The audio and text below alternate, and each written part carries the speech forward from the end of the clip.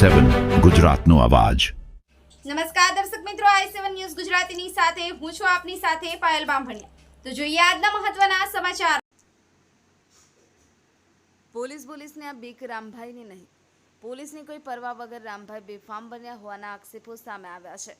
પોલીસનો ડર નહીં, કાયદાનો ખોફ નહીં, રામભાઈ નિર્ભય।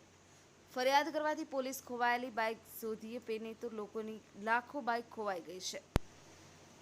રામભાઈ બન્યો બેફામ, પરંતુ માલિકને જાણ કર્યા વિના બાઇક લઈ જનાર તું જ છે, પછી કોને શોધવાનું? સૂત્રોના જણાવ્યા અનુસાર કિંગલુડ ચોકડી નજીક આ બેફામ બનેલા રામભાઈ જે માર્બલ પથ્થરનો ધંધો કરી રહ્યો છે, જે તપાસનો વિષય બન્યો છે। શું આ માર્બલ પથ્થરના કામમાં જીએસટી નંબર ધરાવે છે કે નહીં, કે પછી અધ્ધર ચાલે? મળતી માહિતી મુજબ કિંગલુડ તળાવ વિસ્તારમાં કોઈ પરમિશન વગર માટી ખનન કામમાં અવરજવર કરવા માટે બાઇકનો ઉપયોગ કરવામાં આવ્યો હતો।